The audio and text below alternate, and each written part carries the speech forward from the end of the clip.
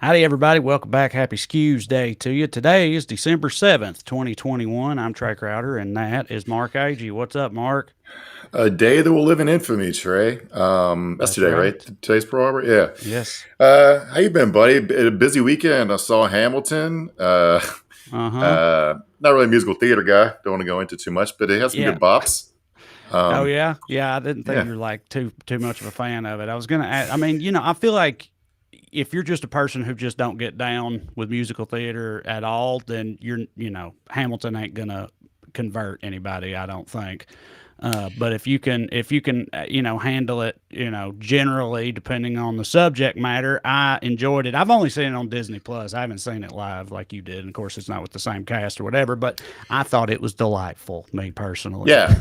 I enjoyed the Disney Plus version. I'd seen that before. I'd seen it live. It's also like I don't like big crowds, and it was 3 hours long, so that's the effects. Cast was fantastic.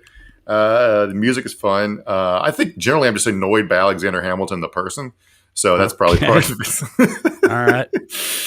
A 5 minute rap about the Federalist Papers is something we would make fun of someone for doing on Skews. So that's sort of, it's just, I mean, if you like, look, if you don't like musicals, you already think they're corny, and Hamilton leans into it, buddy. So Right. if you like it, you'll like it. Yes, it does. It requires a certain amount of buying in for sure. Like you got to be on board with the whole deal. Yeah, yeah. It also over the weekend, a judge in Alabama issued an injunction to stop. That mine strike that's been happening for like nine Yeah. months.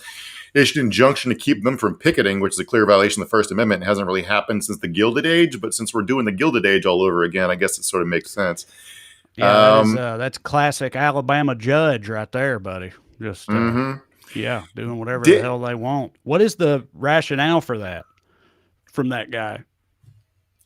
They People need to should just want shut better up and pay. go to work. Like Yeah, yeah, quit bitching and go back to work. That's the exactly. only Yeah. justification he needs. Yeah, I mean, I guess you could probably say that like it's like restraint on trade, or I don't know. I didn't even look at his logic doesn't matter. It's like it's not something that's typically done, so he can make up his reasons. Also, they fucking they arrested those Michigan school shooters' parents. You've been following that story? Yeah, I know that they like got him the gun and wrote a letter to Trump thanking him for allowing kids to have guns or some shit and all this. And then after he did the horrible thing he did, they immediately tried to bail, tried to run off to Canada or somewhere like that, and didn't work Yeah, out for him. the school caught him like shopping for ammo on his phone and told the Yeah. parents, and the mom texted him to be more careful to not get caught. And then when their kid got arrested for a fucking school shooting, they tried to flee to Canada with $4,000 cash. It was like, what the like? How little do you give a shit about your kid, man? I don't understand these people. You're just gonna abandon him to go through a death penalty trial by his fucking self. It's just like I awful mean, people all around. yeah, well, they hadn't set the bar very high for themselves parentally to begin with. You know what I mean? So it's like I'm saying, I'm not shocked that they ended up being huge pieces of shit. You know what I mean? Like I'm surprised Yeah. they were both still present for as long as they were, long enough to encourage him to do that before abandoning him. Yeah, that was an incredibly fucked up situation there. Yeah. Plus, Um, how long can you survive in Canada on $4,000, even with free healthcare? Like, you gotta right. like, you're gonna. What Tim Hortons? How many meals at Tim Hortons can you eat for $4,000? Well, also, Wonder. and I mean, I get for them it's a little different because they were up in Michigan anyway, and Canada's like right Hmm. there. But it's always Hmm. funny. I don't know, the idea of like fleeing to Canada, like from these people is always kind of funny to me because it's like we have an extradition treaty with them. Canada ain't gonna fuck Hmm. with that, and I know they're going on the lam. They're gonna live off the grid in the Great White North or whatever the hell. But yeah, it's like never really a feasible strategy, in my opinion. Producer Matt says we're not sending our best to Canada, and that's definitely true. Yeah. I mean, like the idea. I mean, these people they turned their cell phones off, so they thought they were gonna get called, but they parked their car right in front of the place they were hiding. Right. So, as we learned from January 6th, these people don't have very good OPSEC, thank God. And one more small update. We don't need to go into it too much because we already talked about these morons a bunch. But those two dipshits are still camped out in Dallas like it's all Occupy Wall Street. Any So day now. Any day now, Mark. they know. JFK Jr. gonna come walking down that golden, avenue from the sky, or however they think it's gonna work, and Mhm. solve all this vampire problem we got.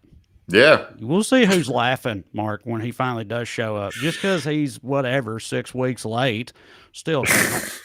Do you know how hard I'd laugh if it did come true? Like, I would not feel owned at all. I'd be like, "Oh, this is fucking amazing. This is."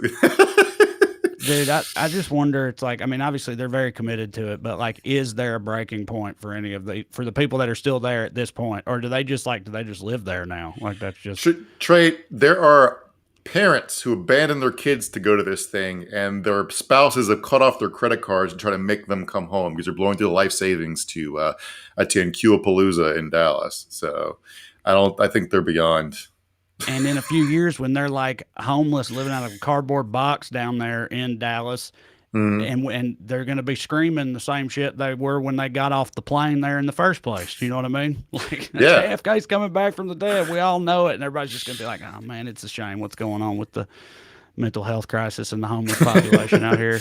Yeah. It's like you have no idea. Yeah, How they were crazy when stupid they had this whole houses. deal This is. ain't, this Yeah, ain't the problem with them. Yeah, Yeah. yeah.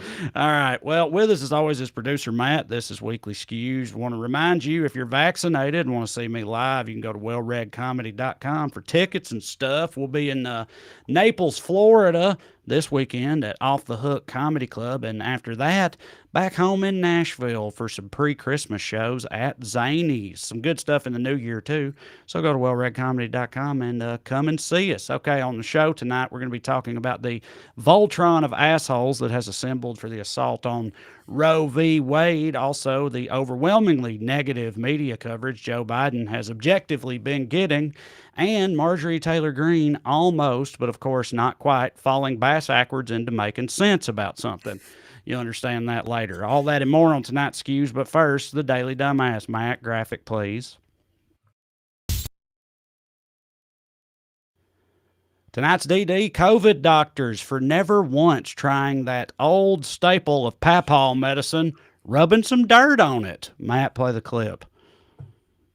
Story. It's about how the internet fueled and then defeated a multi-level marketing fan that was selling dirt in plastic bags for $110. The website for Black Oxygen Organics, or BOO, B-O-O for short, encouraged its users to wear, bathe, and even drink the dirt, with private Facebook groups claiming it could cure everything from autism to cancer to Alzheimer's disease. Okay. So this story is fucking wild. So this company had been selling just bags of, not big bags of dirt, little bags of dirt. Yeah, I was about to say, first question, obviously, how much dirt we talking here? $110. You think that'd go pretty far in the dirt game, but not the case, Mark. No, not much. Yeah. I mean, dirt's heavy, so you're really running up the cost of shipping if you try to ship a large point. So what you do is you say it's little bit of dirt's all you need, right? I mean, it's just dirt, so no amount of dirt's no extra amount of dirt's going to cure more disease. So it's really they're not lying when they just give you a little bit, right? So this company's apparently been doing this for a long time, but it was a multi-level marketing thing. So it's like, Herbalife or whatever. So all these people were invested in it. So when COVID hit, this is a big profit-making opportunity for all these people who sell shit out of their house. So they got more heavily invested in it. But then the Canadian government started cracking down. We got a Canada heavy episode tonight, I guess. Because this was being shipped in from Canada. So they started making bootleg black market dirt. It's not even the real dirt. I mean, what?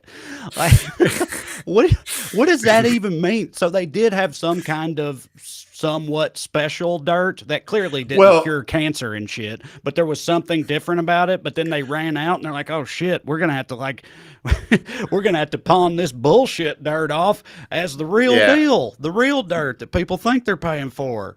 Maybe it's because of environmental standards. The Canadian dirt was better, but what happened was when they started subbing in the new dirt, somebody tested it and found it had two doses per day exceeded Canada's limit for lead and 3 doses for daily arsenic amounts. So people were drinking dirt with lead and arsenic in it. Yeah, doses of dirt. What is the recommended daily dosage of dirt, by the way? Like the recommended daily dirt intake? Because whatever it is, I think these people are getting more of it. Well, I ate half my food off the floor, so I'm getting my RDA. Well, see, that's what. So, in looking at this, that's part of what their whole deal is, isn't it? It's like meaning they're really taking that God made dirt won't hurt thing that every mama has said a little bit too far. But part of what they're in addition to saying it literally cures Alzheimer's and shit, so there's no length to which they won't go. But they're saying like, rub it all over your kids' faces, bathe your babies in it, because it's like this is where immune systems are built. Like that's part of what they try to pitch it on, right? It's like, it's like, y'all, everybody's too soft now, cleaning dirt off their food like a bunch of pansies. This is how you build up an immune system. Eat a shitload of dirt, and then next thing you know, no more diseases. You're welcome. Yeah, I mean, all this health and wellness stuff, a lot of it is premised on the idea that everything natural is automatically better, which, right. Dirt has a lot of shit in it, literally. Right. It's not necessarily true. And if you think that all natural is better, turn your AC off and go sleep in a mud pile. I know what to tell you. It's not, it's de facto not true. Yeah, and not the innumerable numbers of or varieties of like mushrooms that'll just kill you stone dead. You know what I mean? Like arsenic is a natural compound, is it not? I mean, it's in this mercury. Dirt, right? Yeah, mercury. Yeah, like the idea that yes, natural equals better has never really made any sense, but they definitely take that ball and run with it. And what's more natural than a big old bag of dirt? Yeah. So last week, the company, the guy who led this company, of course, a lot of these health and wellness MLO schemes market primarily towards women, but this company had to be run by a dude who called himself the Mud Man, because of course he does. That's cool.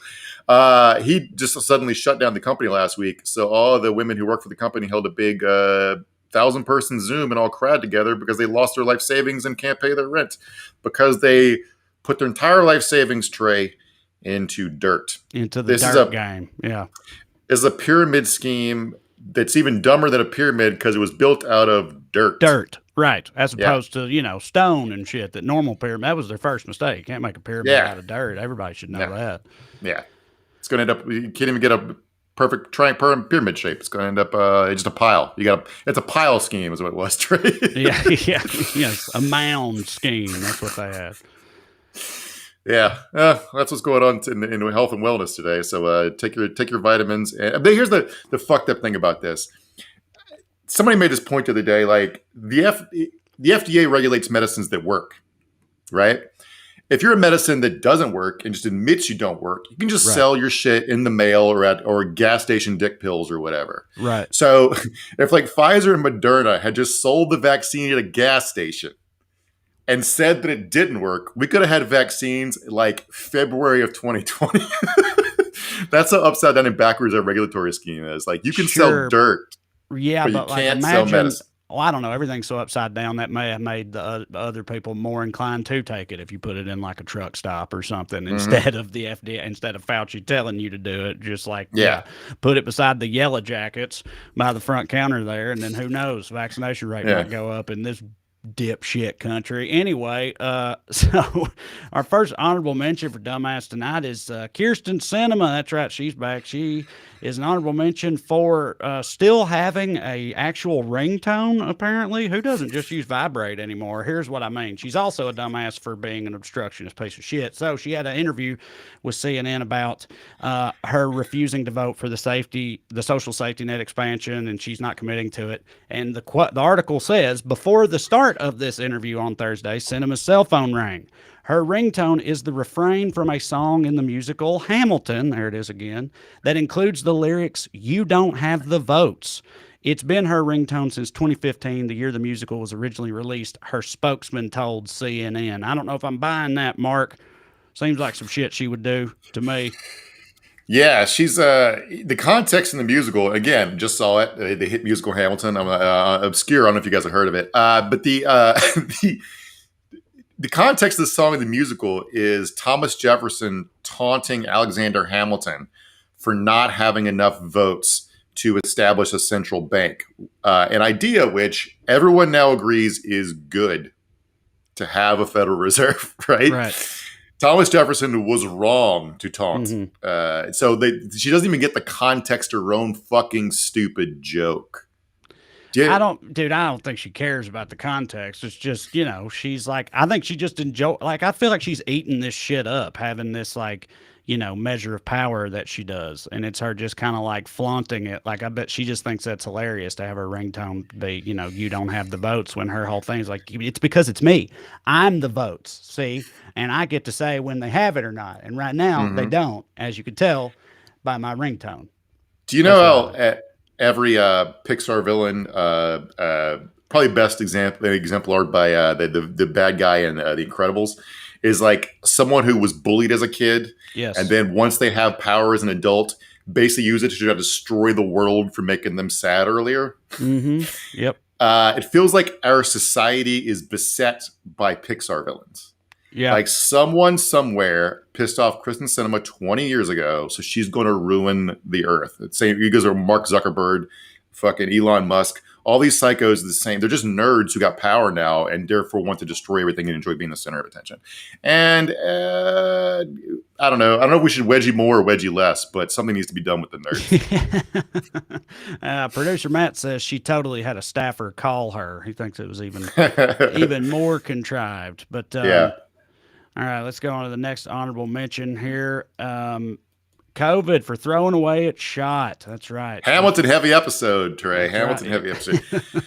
So go ahead. So yeah, so the backstory. So turns out Mark Meadows' book came out, and turns out whatever we all know was true that Trump was diagnosed with COVID before the debate with Joe Biden, Right. and hid it, and showed up basically tried to kill Joe Biden with COVID, and before he went to the hospital, in the intervening days, those 3 or 4 days, he had somewhere between 500 contacts with different people. He had like a fundraiser. He met with Gold Star families. He went to work in the West Wing. He also, the Gold Star families, he blamed them for giving him COVID when he knew he already had it. He met with the families of dead soldiers and said that they probably gave it to him because they insisted on hugging him so much. I was going to make a joke about, wonder if he insulted them to their face before giving them this life-threatening disease, because like he's had run-ins with Gold Star families before and being a huge piece of shit to them. And but I was just going to crack a joke. I'd totally forgotten that kind of actually happened, but after the fact, use them as a scapegoat and just shit all over them anyway. Also, Meadows says that before he went to the hospital, Trump's blood oxygen was 85, which is extremely fucking low. That's like you need a vent territory. He already got monoclonal antibodies. Anyway, Trump got really mad at him for putting this book out. And so Meadows is already denying stuff that he wrote in his own book. And now, after agreeing to testify for the January 6th committee, has now said he will not cooperate. So he's probably going to end up held in contempt, just like Steve Bannon getting arrested. Just because Trump doesn't even have a platform anymore. I don't even know who he said this to, but he communicated to Mark Meadows that he shouldn't testify and quit being a bitch and quit putting his dirt out in the street about COVID. And he just did it. So, yeah. Who knows? All right, next honorable mention, Rand Paul, for assuming that just because he happened to be kind of right about one thing one time, that he wouldn't still get roasted for it. That's right. Let's go to the floor of the Senate here for this little clip. And we are complicit. We are arming the Saudis and allowing this to happen. Offensive, defensive, they shouldn't get any of our weapons. We should stop selling them any weapons until they stop starving the country of Yemen. President, I find myself in the somewhat uncomfortable and unusual position of agreeing with Senator Paul.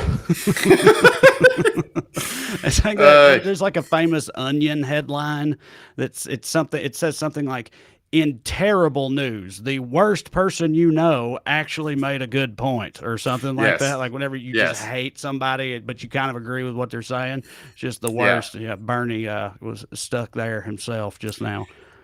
This is Rand Paul gave a big filibuster in like 2014 about Obama's drone strikes, and I was like, from that moment to this moment, there has not been another single moment where I wish that Rand Paul's neighbor hadn't beaten him up and put him in the hospital. There's like those two bookends around like 7 years of being awful. But yeah, he was right about this. I gotta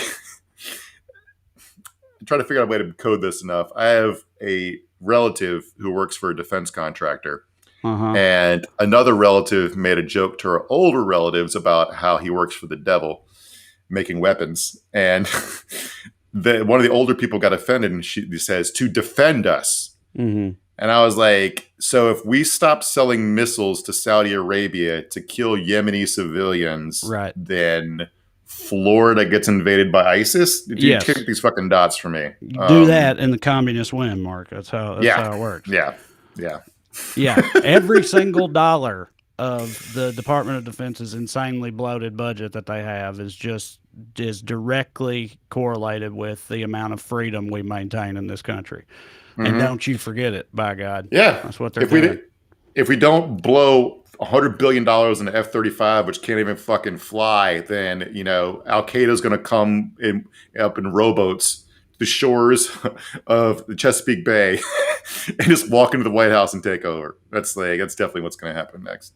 So, I used to, brief aside, when I've talked before, I used to work for the DOE, the Department of Energy, and the guy, I had a boss for a while that worked for the DOD, and he was just telling me this story. It was just like a work-related story, but it involved where he used to work. It was an Air Force base, I think, and he was talking about these like fields of these old planes that they had to like put somewhere because they were like never put into service or something like that. Like they were built but never used, and now they were trying to figure out how to disposition them. And he's telling it in the context of like, that was a hard thing for me to navigate as the person working on it or whatever. But I was like, so just an ocean of these never used, F whatever the hell we had and whatnot. And I was like, but we can't cut any from the defense budget whatsoever. Like there's no room for anything. And this dude was super conservative. So he was like, well, no, we can't. And I was like, well, what about like all those planes as an example? And he was like, well, no, see, it's important. He starts going to this thing about how like, you've got to keep the like production capacity up or something like that. You know what I mean? Like basically you've got to keep your foot on the gas, Mark, because you can't ever like, slip into any kind of complacency. We might lose the capacity to produce, at a massive level, all these implements of destruction if we ever took our foot off the gas. That was like, the way he sort of tried to backdoor the logic to that. The last time there was like a fighter jet dogfight was probably for the movie Top Gun, because it's just not something we do anymore. So, but we still like building fighter jets. So we turned them into Joint Strike Fighter, which essentially means a fighter jet that can carry one bomb. So we send a fighter jet to drop one bomb, turn around, go home. When no other country has air defenses that can match us, we could just send a B-52, which are manufactured in like the 1930s. And also we don't need to be bombing all these places. Another big thing, but like whatever. Yeah, there's also that. just taking that part for granted. It's like, listen, we're gonna be bombing places, okay? So accepting that, let's talk about how we should go about it. In a world we have fucking nukes. I'm trying to figure out the point of having fighter jets. It's like we're going to call up China and be like, okay, we're going to have a war. But you know how there's flag football? We're going to do the flag football of wars. No nukes, no big missiles. We're just going to have like 6-on-6. Your 6 guys against our 6 guys. We're going to have a dogfight over the China Sea, and then winner take all, right? That's what we need these planes for? I don't know, buddy. You tell me. I don't get it either. But why don't you do this Tucker Carlson one here? Because I think I know what this is about, but I'm not entirely sure. So we talked about Lynn Wood's rampage against all his former allies last week, like blowing up Mike Flynn's life, and he's been doing it. He's mad at Sidney Powell. He's mad at the Kyle Rittenhouse. So he somehow someone doxed Tucker Carlson's emails, perhaps from Hunter Biden's laptop. It's not really clear. Because apparently Hunter Biden, who Tucker Carlson has been branding as the world's biggest villain for years, here's an email exchange where Tucker Carlson is begging Hunter Biden, who went to Georgetown, for a recommendation letter to get his son Buckley into Georgetown.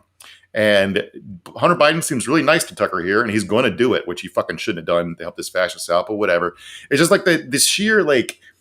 Every time I think these people are actually enemies, something like this leaks out, and you go like, "Oh, it's a little club. None of us are in it. All these people are just putting on a show. This is professional wrestling." That was the exact reaction that I had to this too. Now this is from 2014, admittedly, but like still, it's not like Tucker Carlson has made a massive heel turn since 2014 or nothing. I mean, he's gotten even crazier, but like he's been around doing his shit for a while. And yes, I thought the same thing when I saw this. It's just like, man, this shit is it all just fucking like straight up theater? You know what I mean? Yep. Like they're back in, behind the curtain. They're all just back there fucking giving each other back rubs and shit and hooking each other up and laughing about the rubes out there in the mosh pit with all the rest of us, or what? Like it's just it's wild. Yeah, it's just all these. I don't have a bigger takeaway from this except it's all gross and it's all a stupid lie. And Tucker Carlson, my main takeaway was that Tucker Carlson named his son Buckley, which feels like child abuse. Yeah, but dude, it totally checks out. Like if I asked you to guess Tucker Carlson's son's name, I think you would have landed on Buckley. And not that's too number one much draft time. pick. Yeah, it's definitely up there. Madison, Tristan, stuff like that. But Buckley is for sure there. All right. So we got a fun one here though. Honorable I love this one so much. So, this could be the last one we can go second because I really want to talk about this one. So an Italian man has got caught wearing a fake arm in an attempt to avoid getting the COVID-19 vaccine. So see, we don't have a full monopoly on dipshits in this country, okay? Italy's got some too. Mamma mia. Imagine that. I know nobody's too surprised to hear that Italy's got some dumbasses over there, but they do. Yes, he put on a fake arm and walked in there, and the nurse, pulled his sleeve up and said, "So is this a fake arm?" So here's a quote from the woman trying to administer the shot. First of all, what she should have done is went and got a big 8-inch needle and just jabbed through the plastic, the latex covering. That would have been the funniest way to go about this. But so the healthcare worker, her name's Filippa Bua. She told the Italian newspaper La Repubblica, she said she felt offended as a professional, adding that the color of the arm made me suspicious. It was well made, but it wasn't the same colors. This Italian dude ostensibly, I guess, got a white ass arm to go try to get a fake COVID shot. I bet it also was suspiciously absent of a pelt of body hair. Am I right? Yeah, just take that, Italian, at all. Yeah, bam, boom, roasted, got him. And then, so the story goes on. The shameless man still tried to persuade her to turn a blind eye to his ruse while injecting some levity by asking, "Would you imagine that I have such a physique?" So this is the most Italian thing I've ever heard of in my entire life. He sexually harassed the nurse who caught him trying to beat a vaccine mandate. Yeah. Well, oh, God. Okay, so let's get into some stuff here. Let's talk about Marjorie Taylor Greene. We've talked about this before because she's been on this for a minute now. But, Marjorie Taylor Greene has really had some revelatory moments lately, guys. She's really had some epiphanies about some things, namely, jail sucks in this country. People are mean in jail. Do you guys know this? She's just found this out. Is this something people know? Anyway, let's hear from her right here in this first clip. If you have it, Matt. We gonna do it? What we gonna do here? They are ridiculed, where they are mocked because of their political beliefs and because of January 6th and because of the color of their skin. No. So there is a two-tier justice system, and these are the things that need to end. I believe in criminal justice reform, but I believe it should be reform that's fair completely across political lines and skin color. Yeah. And I can tell you what we saw in the D.C. jail. None of that exists. It is just, again, just hearing her be like, our prison systems are inherently racist. Against white people. Yeah, I know, right. And then hearing her say that, and you're like, yeah, that's right. If you don't know the context, you're like, oh my God, she's actually onto something now. And then to find out that she's talking about the whitest people in this country, and specifically, it's like they are treated so unfairly in prison just for being white idiots. It's like, oh, dude, heavens. I forgot to pull the video, but there was a thing, I think it was the Hill TV the other day, this woman was talking about Ethan Crumbley, the Michigan school shooter. She won this 2-minute long diatribe about how unfair it was that they used a nice, young, cute, adorable picture of 10-year-old Ethan Crumbley, who's now a 15-year-old murderer, juxtapose it with how the awful mugshots the newspapers pick for black defendants in the same situation. Yeah. And her her takeaway was that the media does this to make you think that even young, cute white men are threats everywhere.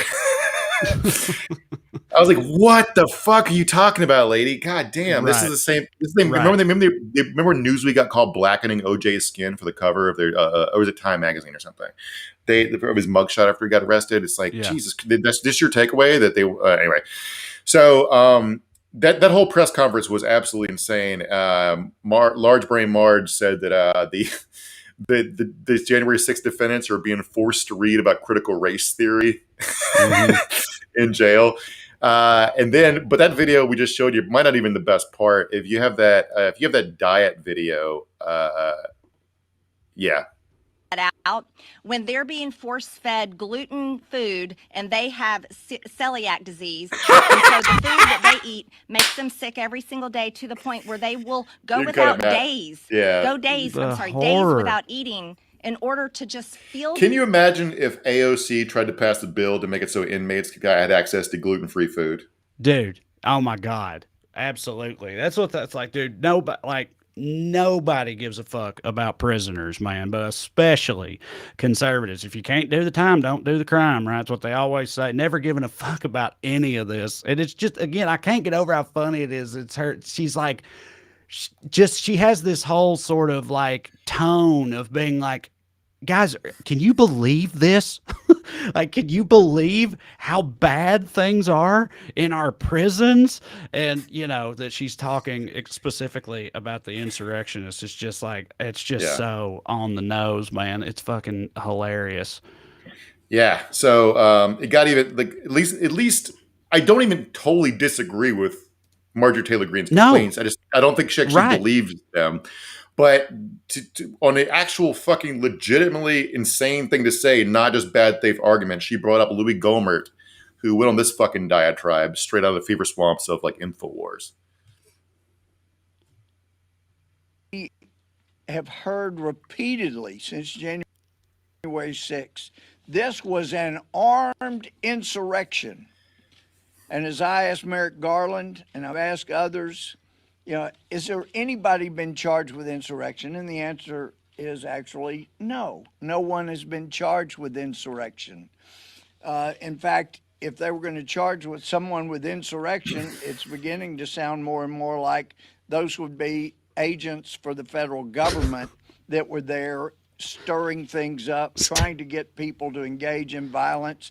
And as we heard this weekend, here goes. Apparently, a guy that was giving out what were later used are called dangerous weapons may well himself have been working for the federal government, for the FBI. Okay. As he was handing out they now charged couple with things. Deadly weapons.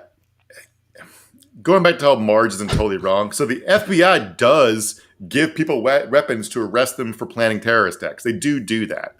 But this is like the cartoon version of it, where they're saying this is like, remember the conspiracy theories last year about that the police were leaving piles of bricks in front of stores so that people would pick them up and then destroy property, and it would which I wouldn't put it past some police departments for like encouraging shit like that, but like it's never been proven or anything. But he's like combining the two things into some like Scooby-Doo plot. I was just minding my own business, just walking through the Capitol, and then some undercover federal agent gave me a taser. So of course I tased the cop. None of this is my fault. Dude, right? Yeah, Louis Gohmert's got a whole Scooby-Doo vibe going on, actually. Yeah, he'd fit right in an episode of Scooby-Doo. But yeah, no, I could barely follow what the hell he was even talking about. But it's just like back to this whole, it's actually the FBI that was doing it. I can't believe he didn't invoke Antifa anywhere in that. But yeah, it's like you said, like about this whole idea of, prison in this country is fucked up. It does suck. It should be more humane. There are problems with it, but it's just like, I ain't trying to hear it from these people for these reasons right now. You know what I mean? Like if you want to keep that conversation going about everybody across the board, and if it was actually sincere, in that regard, if you ever gave a fuck about any of the fucking, black people or minorities or pill addicted poor white trash, who went to prison over some fucking opioid shit or you name it, writing bad checks, anything, like, then it would be different. But, you're only coming to this conclusion now, so you can go fuck yourself. These are people who watch like Law and Order, and when one of the cops complains about the Constitution, root for him, right? Absolutely, yeah. There are we should have stronger laws against entrapment. Undercover should have stricter rules. Right. The FBI should not be able to plan terrorist attacks, have 9 out of the 10 people involved be FBI agents, and arrest the one dipshit who didn't know, who wasn't in on the joke. There are organizations fighting for that, against stuff like that. Join the ACLU, Louis Gohmert. I don't know what to fucking tell you. Right, right. But like you're not typically you're the same political movement who fought against Miranda rights, who fights against like good public defenders, who fights against appeals, who fights against all this stuff. Like I don't know. It's like you don't believe any of the. You're just mad about one thing. You don't have any principles. That's the thing that drives me nuts about this. Is they don't believe any of the fucking shit they're saying, other than the crazy stuff. Yeah. But you could tell that word's getting around in this community about how dire the conditions are in prison in the mayonnaise militia community. I mean, the insurrectionist community. They're really worried about it, as you could see in this video from the famed realtor who we've talked about a bunch on here. Okay. Jenna Ryan. So here's Jenna the deal. Ryan. I am going to prison in 3 weeks. At the first week in January, I have to report to prison. And the only thing that I can see that's good about having to go to prison is that I'm going to be able to work out a lot and do a lot of yoga and detox. And also I can't eat because the food is awful. No gluten-free. There's just no food. So hopefully they have like some protein shakes. Hopefully they have some shakes. Protein bars, because you don't want to eat like green bologna. I'm not a big That's what they fan have to eat. So Nutrisystem. I'm going to end up I'm a losing muscle weight milk in girl. prison. Okay, anyway, Everyone's telling me that I'll lose weight. So hopefully I'll finally get down to my ideal weight because I won't be able to drink. I won't be able to eat. No. I won't be able to eat like stupid stuff like silver lining. Chips and make her shut up, Matt. all the please. stuff I Cut eat that off. sometimes. Thank you. But God, she's. I mean, like we talked before about she was only at the Capitol to try to build her streaming brand to help her realtor business, and so now she's gonna pivot to being a full on politics / prison influencer. It's gonna be a fucking wild ride, man. Thank you for the content, Jen. I look forward to your future appearances. I want to hear her experiences when she gets out. She hasn't lost any weight because all I get is bologna. This actually, I know you also, we're not going to get too deep into the weeds on this, but you and I are both fans of the HBO series Succession, right? Mm-hmm. And I know she's nowhere near on the level of the characters in that show because they're like billionaires. It's about a billionaire family. But there's a prominent storyline in the current season about one of these rich white people facing the possibility of going to prison. And the jokes repeatedly are basically the same thing she was just saying in real life, where he's like, do you think they'll have protein shakes? Or it's like, I've been reading the prison blogs. I wonder if there's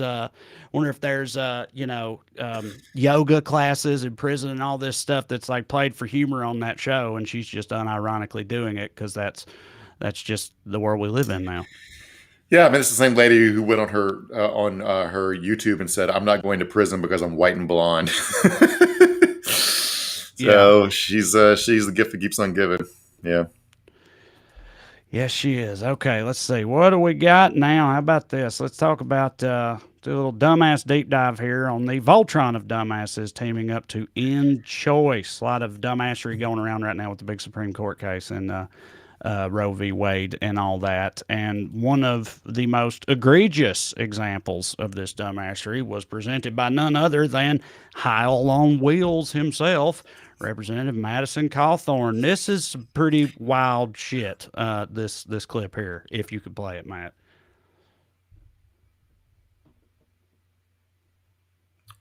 From Cawthorn. There you go. Madam Speaker, imagine you've just walked out of this chamber, and outside is a gorgeous sunset.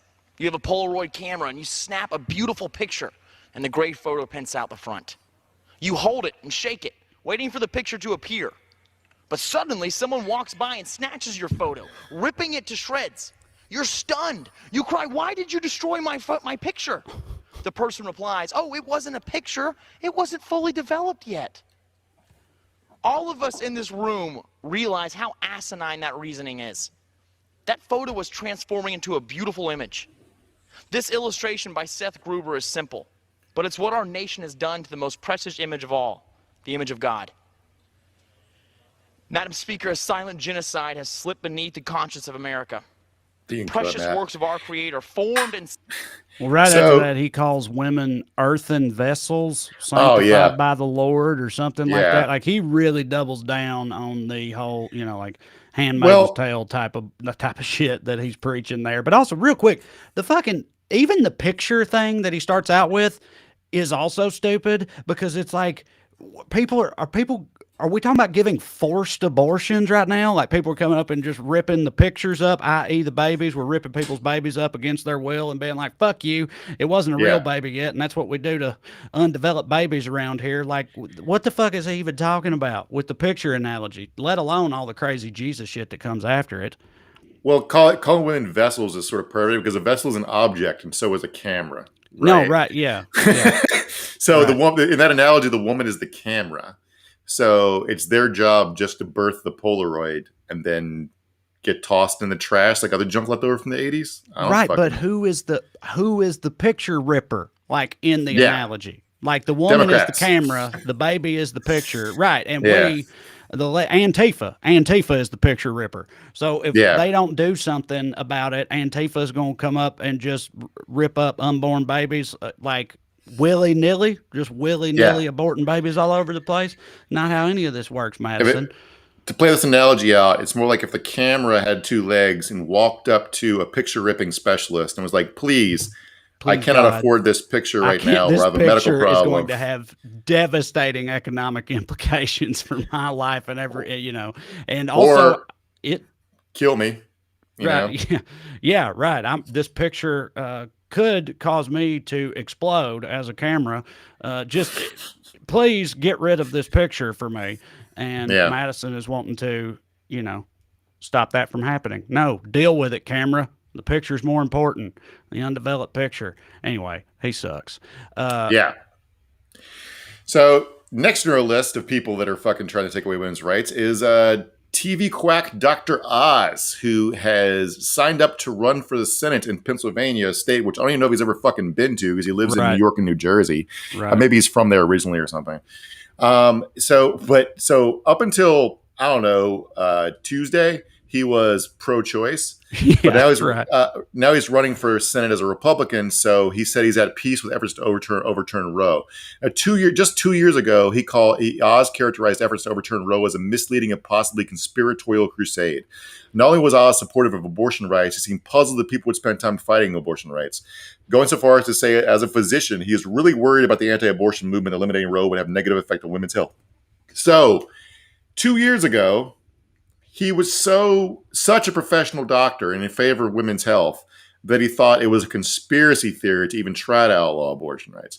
Now he's like, yeah, fuck Roe versus Wade. Right? Yeah, but I bet it I knew this guy was a scumbag, but yeah. Right. No. Nobody. Right. A, yes, he's a huge scumbag, and that isn't surprising. But B, it won't matter. That's what, he's saying the thing he's supposed to say now, and that's all they'll give a fuck about.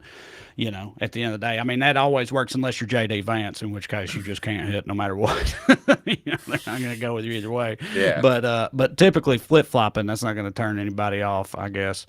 I mean, part of me understands it and thinks it's appropriate and fine. They don't mind if politicians are two-faced if they get the policies they want. Because you put a gun to all these people's heads, they would know that Trump doesn't give a shit about abortion. He's not anti-choice or pro-life or whatever. He's probably paid for 1,000 abortions. There were one thing Michael Cohen was running around doing. He was representing 3 of the top fundraisers for the Republican Party. He was arranging to help pay off their mistresses to get abortions. So those guys, they resigned, but they probably didn't have to because no one really cared. Nobody cares what they do personally. That's what they argue for professionally. I'm trying to think of what the leftist equivalent of it. Would we have been cool with appointing Exxon CEO, Secretary of State, if he was very pro green energy? Yes, I think because yes, if he was in that job, it's better than the alternative. If it seems like he really is pro green energy now, then that's better than him not being. But also it is possible for people to like change their mind about shit. But with Dr. Oz, though, again, this is only 2 years ago. It elaborates in the article. He didn't just say like, "Oh, I'm pro-choice." He spent like 7 minutes outlining all the very important reasons that he is pro-choice and just getting very, very into detail and elaborate about it. And then, now he's running as a Republican, and so now it's just no pro-life all the way. So it's very clear what has happened here, as opposed to a case of like someone devolving, I guess, their philosophy on a particular subject. But I mean, yeah, and like you said, if you're right, I mean, politically, you just play the game and then you vote for what you want and whatever. I mean, it's just kind of par for the course. Yeah. The real all-star, the head of this Voltron, if we're keeping our Voltron of dumbasses analogy, the guy who wrote the law that the Supreme Court, the Attorney General, from Mississippi, who wrote the law that's going to, end Roe.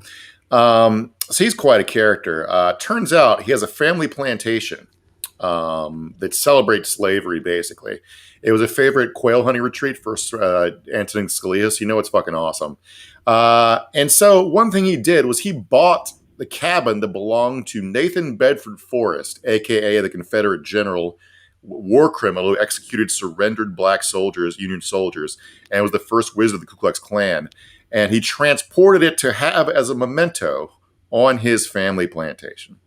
So these people are so paint by numbers. And you could like stay in it. If you were there hunting, you could like pay extra to stay in Nathan Bedford Forrest restored cabin. And it's just like, I don't know, picturing that page of Airbnb is wild to me. You know what I mean? Like these people, like it's just, I don't know. It's crazy. Someone be like, I want to go with the Nathan Bedford Forrest suite.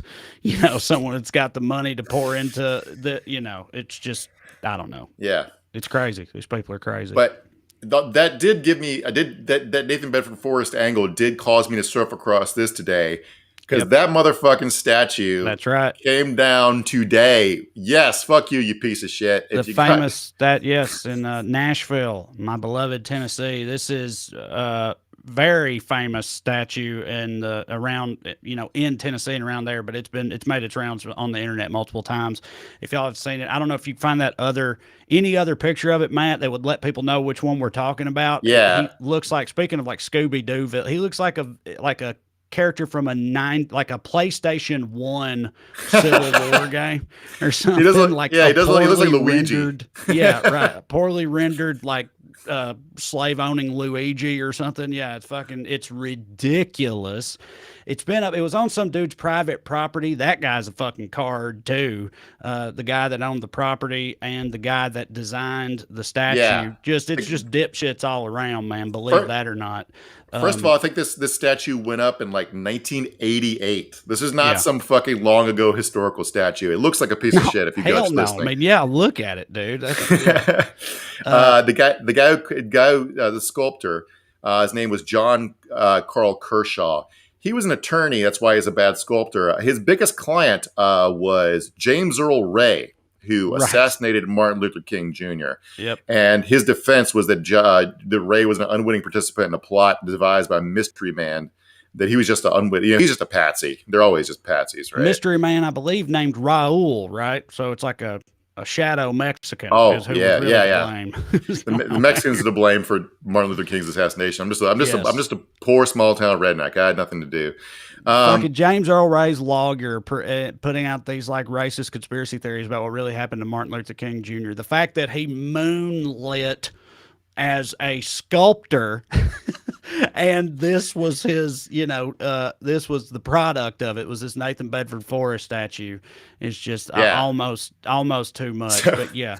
So the guy that owned the property, it was on private property, right? Which is why it takes so long to take it down. So the guy, he had a statue and a bunch of flags, and people always complained about it, but he thought it was cool that people would drive by his property and see this awful statue of this horrible person. He said it was good for tourism. This guy, we'll get to what happened with the statue in a second because it's really funny, but all you need to know about him is he defended slavery and denied being racist. He just said that slavery was a form of social security for African Americans, because they occasionally got food, I guess. So he's a real piece of shit. But here's the thing that really hit for me. The reason the statue came down is like he had like a $5 million estate. And when he died, he left it all in a trust fund for his dog. So whoever the executor of the will was is like, fuck this guy, and tore the statue down. He didn't consult with the dog first about the statue. Yeah. The dog runs the estate now, dude. That dog's racist too, guarantee it. Dogs are often racist. It's true.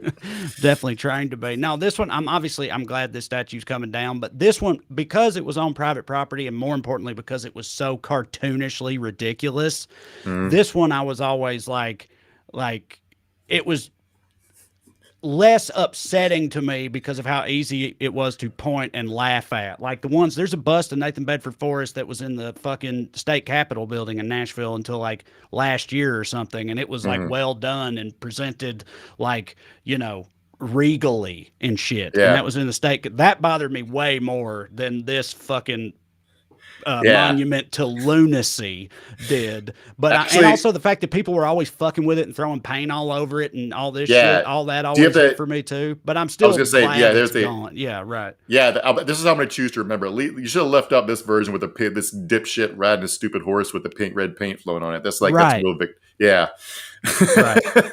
What a fucking dumbass. You get one ride on this rock, and people choose to spend it carving statues of fucking racists and then washing paint off them. It's fucking wild. Okay. Well, let's. I'm gonna start trying to look through comments over here. I'm not gonna be able to put them up on the screen, but I'll try to read some off, and you guys can let us know what you think about anything. But also, we wanted to mention an AI study was done by a journalist was he with the Washington Post? Is that who it was? Dana Milbank did the write-up. Dana Milbank from the Washington Post wrote the article. Right. But the AI is from some private company. Anyway, they filtered a bunch of like 65,000 news articles or something through this filter to look for like adjectives describing stuff, and found that Joe Biden, the first 11 months of this year, has gotten worse press coverage than Donald Trump in the first 11 months of last year. Now, think about what the first 11 months of last year was like. You got 600,000 dead from COVID with no vaccines. You got a coup attempt. You got him getting COVID. You got all this shit. And they're comparing it to the media as more negative and they turn on Biden. And I don't care about Biden's feelings or anything. I'm not some big defender of Joe Biden, but it's just really funny, what the fuck they're up to. It's like, so I have a theory, and I'm pulling this directly from the innermost regions of my butt. I do not know what I'm talking about, but my speculation on that is that, in journalism, you got to be stirring shit up. You got to maintain the state of fear. If it bleeds, it leads, all that type of shit that are just like general rules of thumb in the news media. And I feel like with the Biden administration, that type of shit is harder to come by organically than when the Trump administration was in power, because every day it was some new fucking genuine existential threat with it was all just right there front and center. But you got to keep people upset. You got to keep them worried and scared and mad and all this stuff.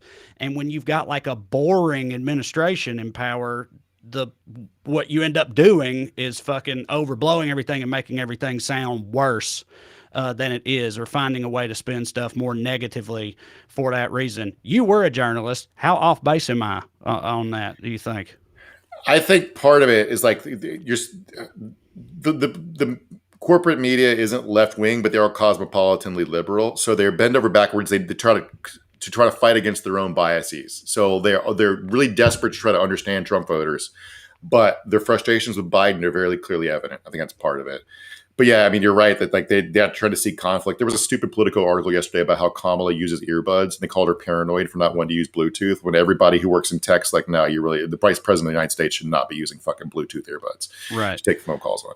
Well, speaking of the media, Carol Goff says, "What about Chris Cuomo getting fired? Best show on CNN." She says. I mean, the entertainment value of his show, I didn't really watch a lot of it, but you cannot use your sources as a journalist to try to attack the accusers of your sexually harassing brother, and then with the ensuing investigation discover as your own sexual peccadillos sexually harassing your staff, you're going to get gone.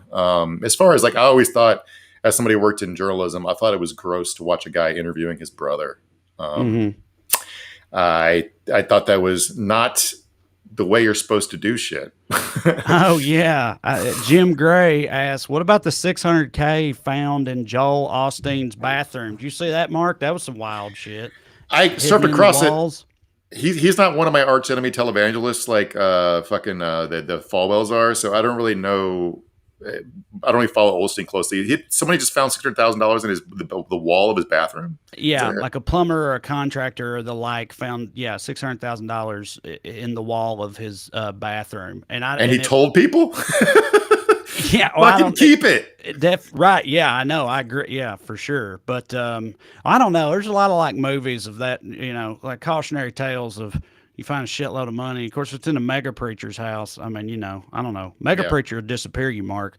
I don't know. You got to think twice about just running off with a big bag of money, I think, because that money belongs to somebody. And, you don't want to get the devil sicked on you or whatever. But yeah, I don't know if it was Osteen's go bag.